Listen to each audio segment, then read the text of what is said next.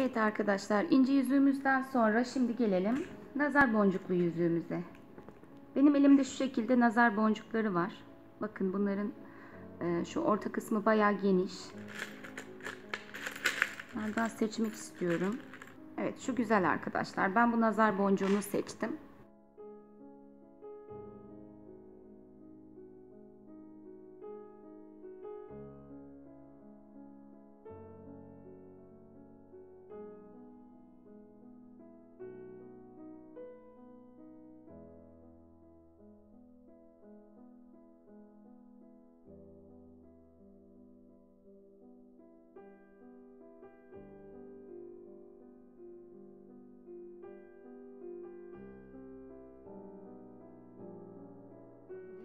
Bu telleri sabitlemek için şu teli kullanıyorum arkadaşlar. Bozmadan ve tekrar kontrol ediyorum diğer parmağımda. Evet, bir sıkıntı yok. Telleri dağılmasın diye buradan tekrar telle sarıyorum.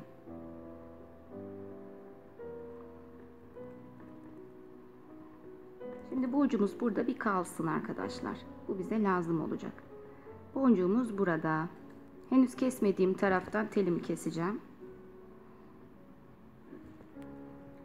Bayağı uzun bir mesafe keseceğim. Çünkü bu sefer telle biraz oynamak istiyorum. Çeşitli şekiller vermek istiyorum. Şu an yarım metreye yakın teli uzattım ve kestim. İlk önce nazar boncuğunu bir sabitleyebilmek için bu teli yine yüzüğün içinden, halkanın içinden geçirerek sarıyorum arkadaşlar. Bakın şu şekilde geçiriyorum. Çünkü bu tel uzun olduğu için eğer ucunu tutarak ucundan geçirirsek dolaşır.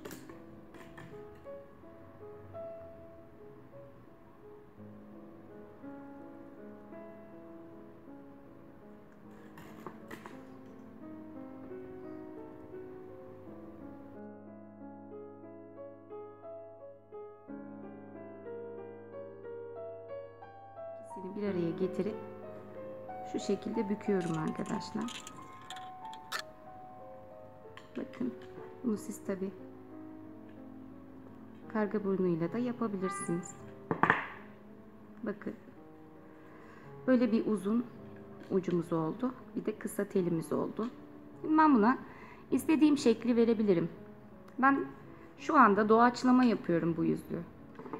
Şimdi şu telden bir kurtulalım. Tabii ki nasıl kurtulalım? Yine yüzüğümüzü süsleyerek kurtulalım.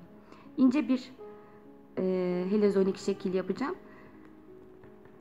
Yuvarlak uçlu pensemizin en uç kısmını kullanarak büküyorum. Daha önce de tarif etmiştim bu yöntemi önceki videolarımda. Tel bu şekilde sabit duruyor. Karga burnunu açıp kapatarak sürekli bu elimi hareket ettirerek bu bükme işlemini yapıyorum.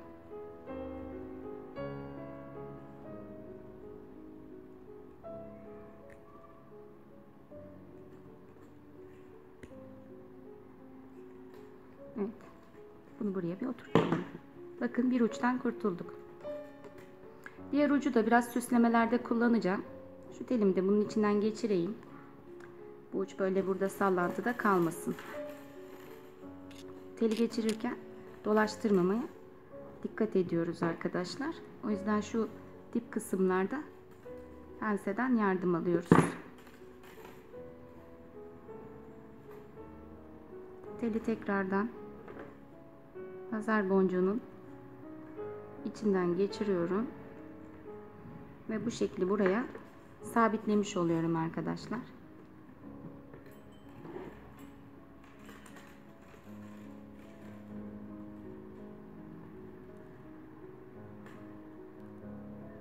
İşin bu kısmında ben boncuk da eklemek istiyorum arkadaşlar. Bunun için benim şöyle ahşap boncuklarım var. Nazar boncuğunun doğasına uygun olduğu için ben ahşap boncuk kullanacağım. Siz elinizde renkli diğer boncuklar varsa onları da kullanabilirsiniz.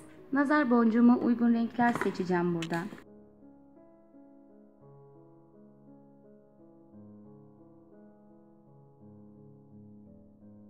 Bakın mesela şöyle büyük bir boncuk da var burada, diğerlerinden daha büyük. Onu da ben eklemek için çıkardım. Şimdi şuradan buraya telimizi geçirmek için yeterli sayıda boncuk dizeceğim. 3, 4, ölçüyorum. Sanki 4 boncuk buraya yeterli mi? Bence sanki 5 boncuk yetecek buraya. Dibe indiriyorum. Şu şekilde sarmak için tam 5 boncuk yeterli. Yine oluşturduğumuz heliozonik şekilden geçiriyorum. Çekiyorum. İyice asılıyorum ve sabitliyorum. Boncuğun bu tarafına da sarı renk kullanmak istiyorum. Bu şekilde. Bu sefer şu boncuğun içinden geçiriyorum. Diğer taraftaki turuncu boncuktan geçirdim. Ve yine sabitlemek için bir defa telimi halkadan geçireceğim. Hoş, tatlı, otantik bir şey oldu arkadaşlar. Ben bunu biraz daha süslemek istiyorum. Siz tabii ki hani abartılı sevmiyorsanız bu şekilde de bırakabilirsiniz. Ben yine heliozonik şekil kullanmak istiyorum arkadaşlar. Bu sefer telin ucunu kesmeyeceğim. Telin ucunu kesmeden heliozonik şeklimi oluşturacağım. Tel böyle dolanacak tabii ki.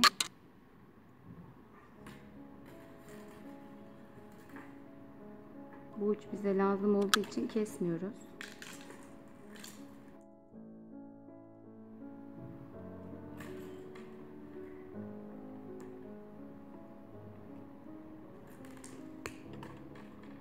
Evet, dibe kadar indirdim. Hoş bir görüntü oluyor bu heliozonik tel şekilleri. O yüzden ben bunları modellerde bol kullanmayı seviyorum. Şu teli bu sefer buradan geçiriyorum.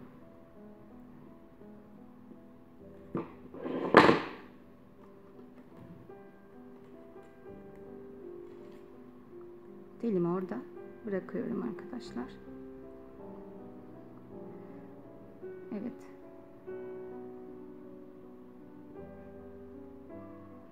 Kullanmak istediğim malzemeyi tele geçiriyorum.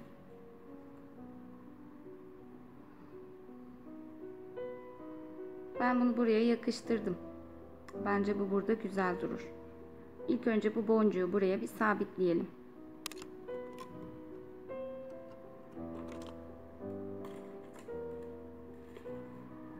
Düzgün bir şekilde durması için bakın teli şu alt kısımdaki tellere sararak devam ediyorum. Ve boncuğun içinden geçiriyorum.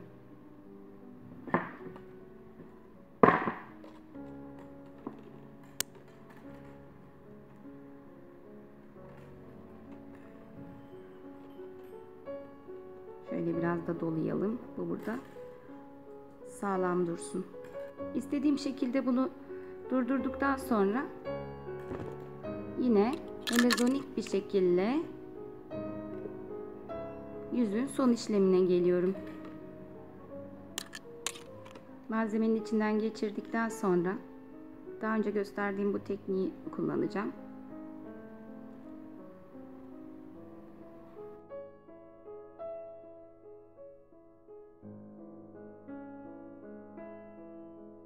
Telime.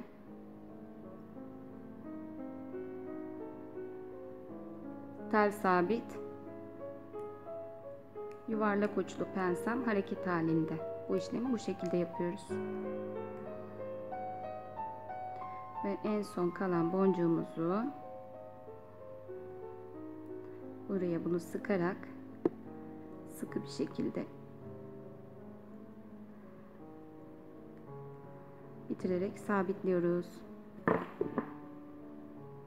Evet arkadaşlar, ben buna bir tel daha eklemek istiyorum çünkü bu biraz böyle sağlam olmadı gibi. Az önce kestiğim parça bir teli alacağım. Bakın, bunu buradan geçireceğim sabitlemek için.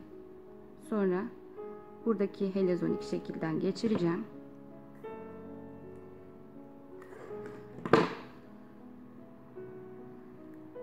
Arkadaşlar bu teknik tek tasarım yapmak için mükemmel bir teknik. Çünkü yaptığınız hiçbir yüzük tamamen birebir diğerinin aynısı olmayabilir. Çünkü işlem sırasında doğaçlama gelişiyor model. Mesela bu modeli ben daha önce çizip tasarlayıp işte böyle yapacağım diye başlamadım bu işe. Bir nazar boncuğunu aldım elime ve en son gelen şekil bu. Siz de evinizde bunlardan çeşit çeşit renk renk yapabilirsiniz. Evet, bu geçirdiğim teli burada sabitliyorum.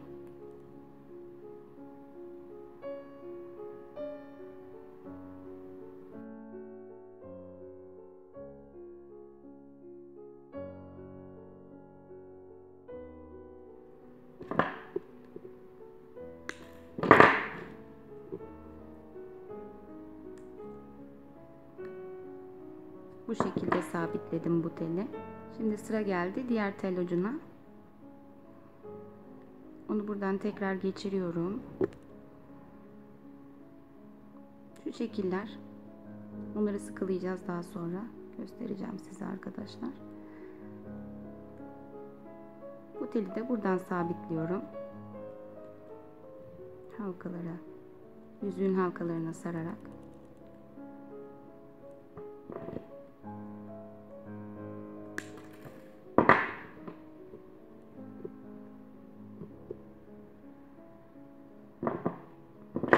Evet. Mesela burada bol kalan teller var. Bu bol kalan telleri şu şekilde kıvırma işlemleri yaparak hem daha güzel bir şekil veriyoruz, hem de yüzümüzü sabitliyoruz.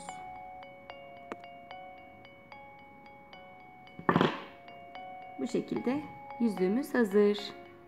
Yorumlarda eğer çeşitli öneri ve fikirlerinizi benimle paylaşırsanız kursumuz tamamen sizin de katkılarınızla yön bulmuş olacak.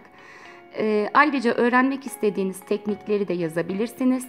Çok çeşitli takı teknikleri, el işi teknikleri öğrenmek isterseniz Dekotentik Sanat Atölyesi internet kursumuza kayıt olmanız yeterli. Tabii ki kayıt olmak için kanalımıza abone olmanız ve zile basmanız gerekiyor arkadaşlar. Görüşmek üzere.